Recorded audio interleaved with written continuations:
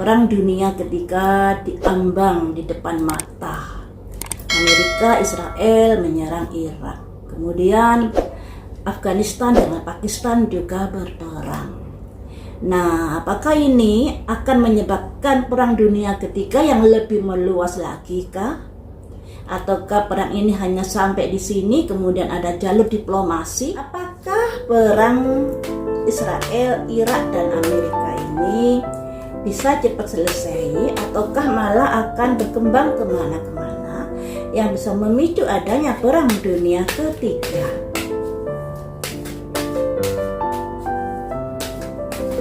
Langsung saya ambil 5 kartu.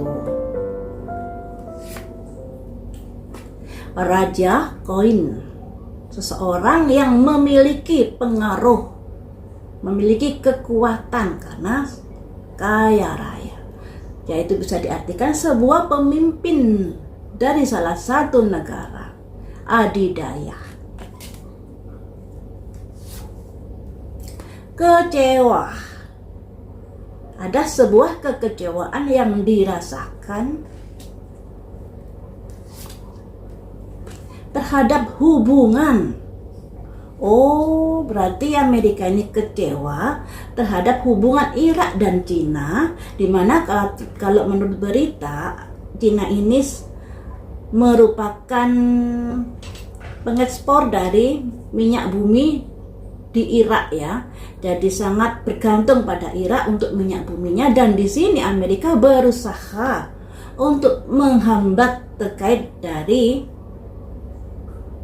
minyak tersebut dan negara Cina. Karena kita tahu ya, Amerika dan Cina kan kapan hari bersitegang terkait dari tarif dagang.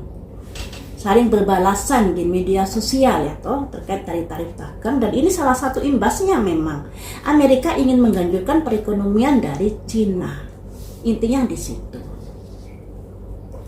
Ya. Selanjutnya, apakah dari bersitegang ini akan memicu adanya Perang Dunia Ketiga?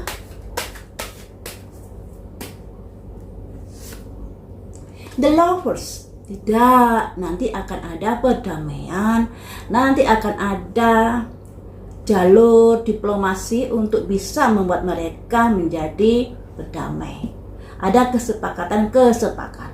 Walaupun kalau saya baca berita sudah ada diplomasi jalur damai, tetapi Irak tidak mau karena Irak merasa dirugikan terkait dari permintaan Amerika. Makanya masih bersitegang hingga saat ini, tapi nanti akan ada jalur damai di sini. Apakah jalur damai ini nanti akan membuat dunia bisa lebih baik lagi, ataukah jalur damai ini akan berimbas pada sebuah keputusan yang bisa merugikan dari negara-negara lain? Transformasi, adanya keputusan-keputusan yang bisa merugikan negara lain. Nah, apakah yang dimaksud ini adalah negara Cina? Ya, jadi Amerika ini dendam kesumat pada Cina. Segala daya diusahakan agar Cina tidak mendapatkan pasokan dari minyak bumi di Irak ini, di Iran ya. Jadi Amerika berusaha untuk membatasi atau memperhambat agar Irak ini tidak bisa mengirimkan minyaknya ke negara Cina. Intinya di situ. Jadi perang dagang yang dikipas-kipasi yang pada akhirnya menjadi perang nyata di sini. Intinya Amerika ingin menjatuhkan dari dominasi dagang negara Cina. Nah ini ya, kalau kita bicara dari perang dagang, siapakah pemenangnya nanti, Cina atau Amerika?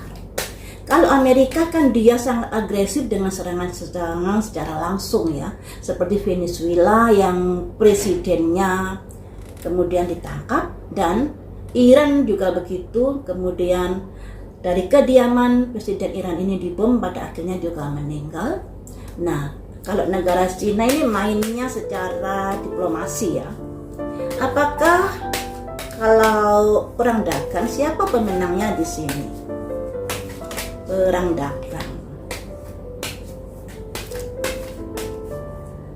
Kalau Amerika perang dagang dengan Cina bagaimana?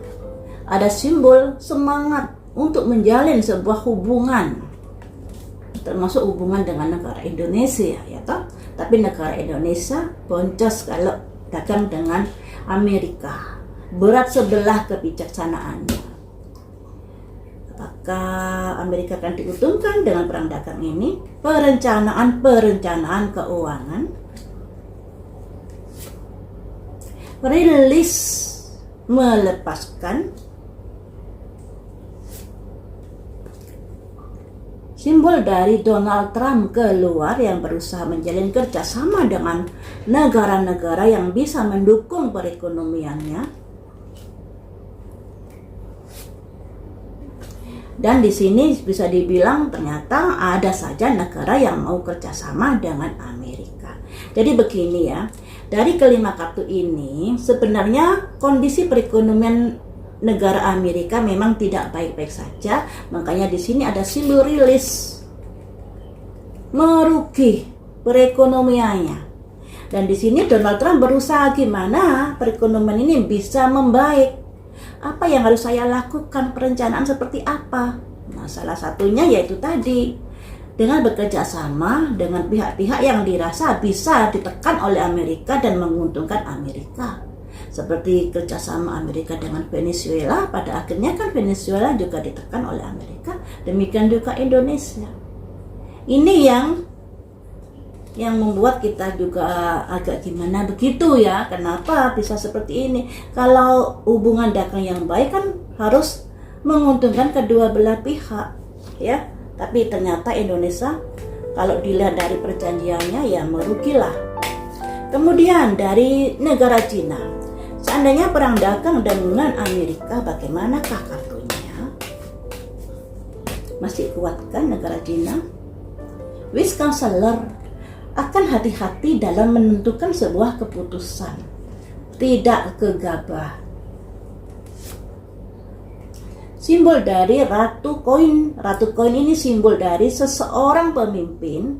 Nah, karena ini adalah ratu, tapi bukan berarti simbol ini adalah simbol perempuan.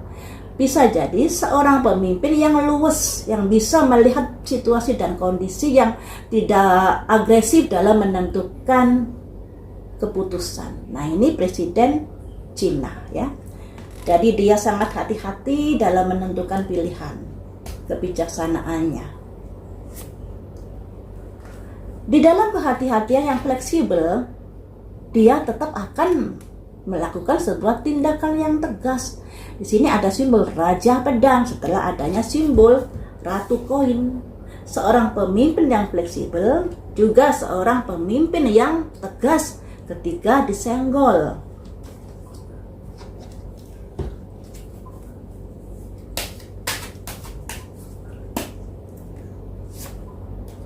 Ada halaman pedang. Halaman pedang ini terkait dari kejadian-kejadian atau perkembangan-perkembangan perekonomian yang sudah terjadi di negara Cina, dan ini adalah kabar-kabar baik.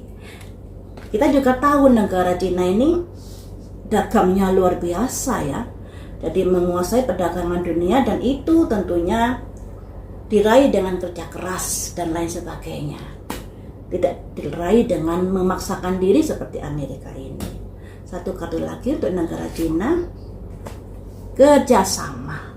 Nah ini, kalau dilihat dari ini teman-teman, negara Cina nanti akan lebih memenangkan perang dagang dengan Amerika. Negara Cina perekonomiannya lebih kuat dari Amerika. Terus dia juga bisa dibilang menguasai dagang dunia. Jadi kerjasama dengan negara lain itu begitu banyak. Dan kerjasama ini didasari dengan rasa damai. Tidak ada penekanan, tidak ada agresi dan lain sebagainya. Lain dengan Amerika. Kalau Amerika kerjasamanya itu dengan tekanan, dengan paksaan dan lain sebagainya, dengan ancaman dan lain sebagainya. Tapi kalau dengan negara Cina enggak, dia melakukan kerjasama dengan damai. ini ya, dengan damai. Nah, kalau dari Amerika, dia mengajukan kerjasama dengan siasat-siasat keuangan yang pada akhirnya negara yang diajak kerjasama akan merugi. Makanya di sini ada simbol rilis terkait dari keputusan Donald Trump ini. Jadi kalau dilihat dari kartu ini, untuk perang dagang, Cina tetap nomor 1 dibanding Amerika. Sekalipun Amerika sudah berusaha segala daya untuk mengalahkan Cina dengan memangkas atau memotong jalur dari gas bumi dari negara-negara yang sudah diimpor oleh Cina, seperti Venezuela dan Iran ini. Dua negara ini adalah yang bekerja sama dengan Cina, dan di sini Amerika sekalipun sudah melakukan hal itu, ternyata Cina tetap lebih tinggi atau lebih di atas dalam hal perang dagang dengan negara Amerika.